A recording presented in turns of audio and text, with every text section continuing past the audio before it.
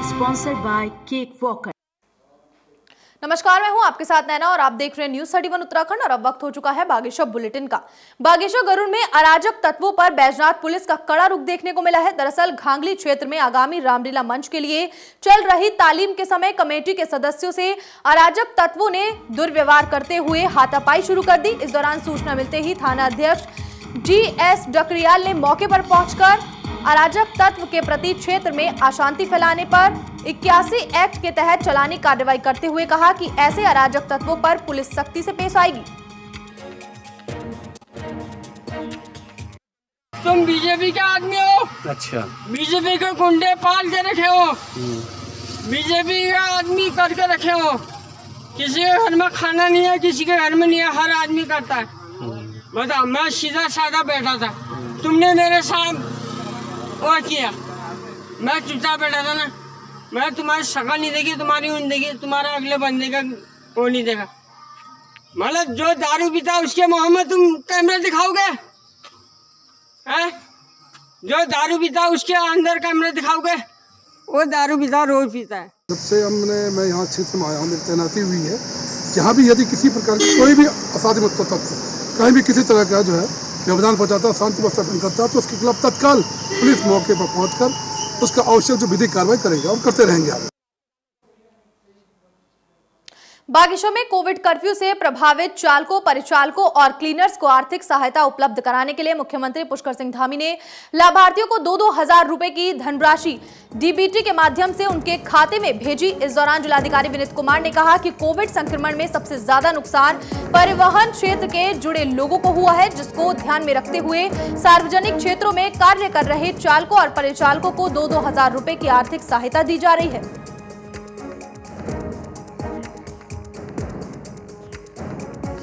हमारे पोर्टल पे हुआ है और उनका सत्यापन के बाद में आज उनको धनराशि वितरित की गई है। उसी के क्रम में आज हमारे यहाँ पे कार्यक्रम भी रखा है, जिसमें 10 चालक परिचालक को बुला के उनको धनराशि भी दी गई है और उनको एक सर्टिफिकेट भी दिया गया है।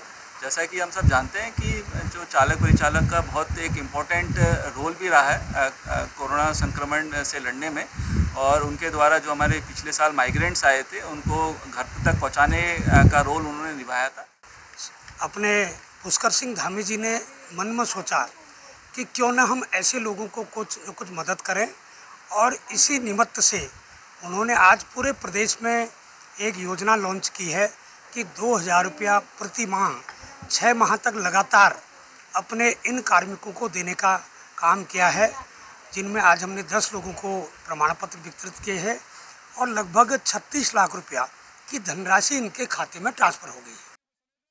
बागेश्वर में युवा कांग्रेस की ओर से बीजेपी के उत्तराखंड प्रभारी दुष्यंत गौतम के राहुल गांधी को लेकर अविवादित बयान पर आक्रोश जताते हुए युवा कांग्रेस की ओर से दुष्यंत गौतम का पुतला जलाया गया। वहीं उन्होंने कहा कि बीजेपी कार्यकर्ता अपनी नाकामियों पर पर्दा डालने के लिए कांग्रेसी कार्यकर्ताओं की छवि खराब कर रही है, जो बीजेपी कार्यकर्ताओं की मानसिकता को दर्शाता है। साथ ही उन्होंने इस टिप्पणी की घोर निंदा की है।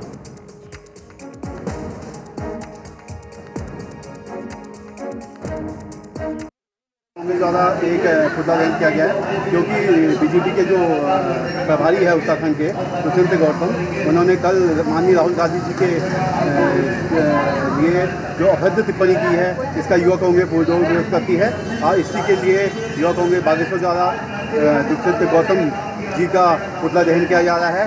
अगर उन्होंने जल्द ही राहुल गांधी जी से माफ़ी नहीं मांगी तो युवा कांग्रेस उनके खिलाफ पूरे देशव्यापी आंदोलन कर उनको गिरफ्तारी की मांग करेगी सरकार द्वारा। बागेश्वर में उत्तराखंड माध्यमिक शिक्षक संघ की ओर से अशासकीय विद्यालयों में समस्याओं को लेकर आज मुख्य शिक्षा अधिकारी कार्यालय में धरना प्रदर्शन किया।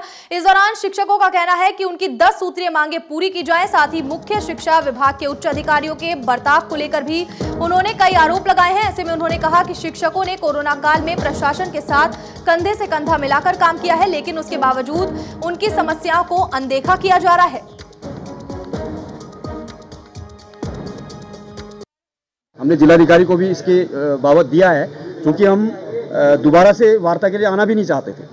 जब हमने इनको समय सीमा दी और उसके बाद जो है अब ये स्थितियां आई, तो दुर्भाग्य के साथ कहना पड़ रहा है कि मुख्य शिक्षा अधिकारी यहाँ जनपद छोड़कर वो यहाँ नहीं। और तो ऐसी स्थितियों में ये शिक्षक क्या करेंगे और उनको क्या करना चाहिए, ये एक बड़ा प्रश्न चिन्ह है और ये जिम्मेदारी तय होनी चाहिए। इसी माह 15 सितंबर को हमारा एक शिष्टमंडल यहाँ पर मुख्य शिक्षा अधिकारी महोदय से मिलने के लिए आया। वो इसलिए मिलने आया क्योंकि बहुत से हमारे नवनियुक्त साथी हैं, क्योंकि 2005 के बाद जो हमारे साथी होते हैं वो नई पेंशन योजना से आच्छादित होते हैं और जैसे कोई कार्मिक हमारा नियोजित होता है तो उसका नियोजन की तिथि से ही उसका एनपीएस का अंशदान कटना चाहिए। और 1 साल 1.5 साल से भी अधिक हो गया यहाँ मुख्य शिक्षा अधिकारी कार्यालय में संबंधित व्यक्तियों ने आवेदन किया है और अभी तक भी उनको प्रान नंबर अलॉट नहीं हुआ है, जिस कारण से उनकी कटौतियाँ बंद होगी। बागेश्वर में युवा कांग्रेस के जिलाध्यक्ष ने किसानों के समर्थन में केंद्र सरकार के खिलाफ बिलों को वापस करने की मांग के लिए सुबह 11 बजे से गांधी पार्क स्टेशन रोड पर 1 घंटे का मौन उपवास किया। इस दौरान कवि जोशी ने कहा कि आज किसान आंदोलन को 1 साल पूरा होने को है, उसके बावजूद भी देश के प्रधानमंत्री और देश के कृषि मंत्री ने अभी तक किसान बिल पर अपना मौन नहीं तोड़ा है। वहीं सवाल संगठन के अध्यक्ष कृषक रमेश पांडे ने भी पोस्टर के माध्यम से किसान संगठनों का समर्थन किया है। देखिए, विगत 10 महीनों से ऊपर यहाँ पर होने को आया है और भारत का वो किसान जो अगर खेती करना छोड़ दे तो कहीं ना कहीं भारत की जनता पब्लिक भूखी मरने के कगार पर आ जाएगी। और उसके बावजूद भी वो ऐसा नहीं कर रहा है। एक लोकतांत्रिक तरीके से भारत की सरहदों पर बैठा हुआ है, गाजीपुर बॉर्डर पे बैठा है, दिल्ली बॉर्डर पे बैठा है, अन्य बॉर्डर पे बैठने का काम कर रहा है और एक लोकतांत्रिक तरीके से अपनी बात को मनाने का काम कर रहा है। और शर्म आती है हमें भारत के यशस्वी प्रधानमंत्री कहने को आज उस व्यक्ति को जिन्होंने कहा था न खाऊंगा न खाने दूंगा, अच्छे दिन लेके आऊंगा। पूंजीवाद के खिलाफ जिस लड़ाई की देश को जरूरत थी वो लड़ाई किसान आंदोलन के रूप में विकसित हुई है। क्योंकि ये लड़ाई आज की तारीख में पूंजीवाद के खिलाफ विकसित हो गई है, तो पूंजीवाद की ताकत से सत्ता में बैठे हुए लोग अंतिम सांस तक कोशिश करेंगे कि इनकी बात ना मानी जाए, ना सुनी जाए, क्योंकि सत्ता में स्वयं पूंजीवाद बैठा हुआ है। इसलिए वो अपने खिलाफ लड़ी जा रही लड़ाई को किसी भी प्रकार से कुचलने की कोशिश करें और वही काम वो लोग कर रहे हैं। आज भारत बंद है और भारत बंद से इतना अधिक ये लोग बौखला गए थे, इतना अधिक बौखलाए हैं कि भारत बंद का जो असर था वो अभी अगर इन्होंने आँख से देखा होगा मोदी जी ने, तो अमेरिका में भारत बंद की कॉल का असर दिखा था। बागेश्वर में राज्य कर्मचारी और निगम निकाय कर्मचारियों की समस्याओं के बारे में बीते दिनों जिलाधिकारी के माध्यम से मुख्यमंत्री को ज्ञापन भेजा गया, जिसके बाद कर्मचारियों की ओर से अपनी 18 सूत्रीय मांगों को लेकर आज धरना प्रदर्शन किया गया। वहीं कर्मचारियों का कहना है कि लंबे समय से उनकी मांगों को सरकार अनसुना कर रही है। साथ ही उन्होंने कहा कि वो अपनी मांगों को लेकर शांतिपूर्ण ढंग से प्रदर्शन कर रहे हैं, लेकिन उनकी मांगे न मानने पर वो आंदोलन के लिए बाध्य होंगे।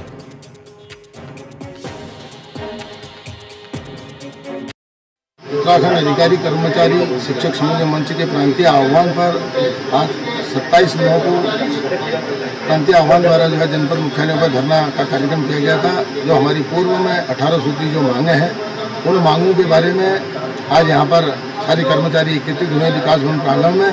और सरकार से हमारी ये मांग जो 18 सूत्री पूर्व में आपको मालूम है प्रदेश में सभी कर्मचारियों का जो गोल्डन कार्ड में जो विसंगति है, जो हर महीने जो पैसा काटे जा रहे हैं, उसका जो कटौती वो बंद की जाए और गोल्डन कार्ड को जो है CGST की व्यवस्था के तहत लागू किया जाए।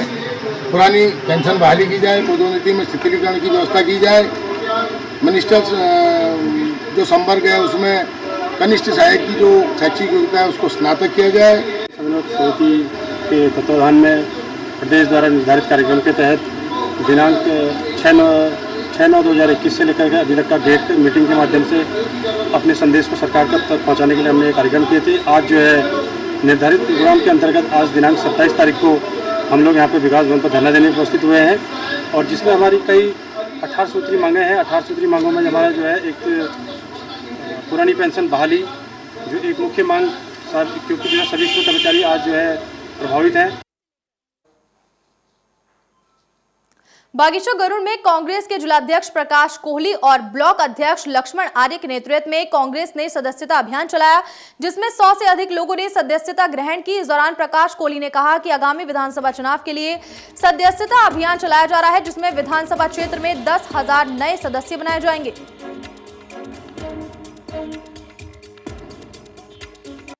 हमारे द्वारा आज आगामी लोक विधानसभा चुनाव की तैयारियों के सिलसिले में हमने आज सदस्यता अभियान जारी किया है। आज से हमने इसका श्री गणेशाय किया है। हमको लगभग 2022 के चुनाव के लिए हमने 10,000 का लक्ष्य हमें पीसीसी द्वारा मिला हुआ है, जिसको हमें मात्र 15 दिन या 20 दिन में पूर्ण करना है, जिससे कि हम आज लगभग 100 से ऊपर 120 के करीब हमने सदस्यता दिला रखी है, जिसमें यूथ है, महिला है और कई हमारे बुजुर्ग कांग्रेसी हैं, जिनको भी हमने आज सदस्यता दिलाई है। सदस्यता हमने डंगोली, भिलकोट, गरुड़, ये घांगली और हरिनगरी, भिलकोट तक हमने ये सदस्यता का अभियान जारी किया है। ये हमारा आगामी विधानसभा चुनाव में 2022 का जो चुनाव है, उसमें हमारा आज से सदस्यता अभियान शुरू हो चुका है। हमने आज के दिन में करीब 100 के समथिंग लोगों युवकों को हमने सदस्यता दिला दी है। जो हमारा सदस्यता अभियान आगे को चलते रहेगा और हमने विधानसभा में करीब 10,000 के सदस्य बनाने हैं, जो हमें आगामी 2022 विधानसभा चुनाव में वो हमें जीत मिलेगी, फतेह हासिल होगा है। और इसी क्रम में आज हमने घेटी, भिलकोट, पुलाव, रंगोली इस एरिया में सदस्यता अभियान शुरू कर दिया गया है।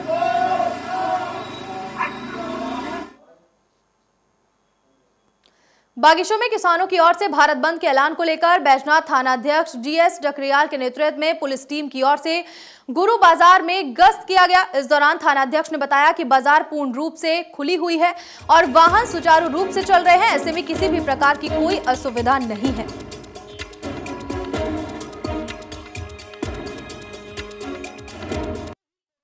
एक किसान यूनियन ने भारत बंद को लेकर जो है ऐलान किया था।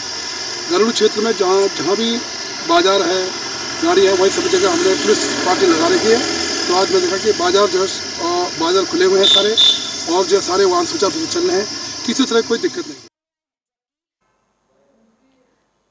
फिलहाल बागेश्वर बुलेटिन में इतना ही। आप देखते रहिए न्यूज़ 31 उत्तराखंड। नमस्कार।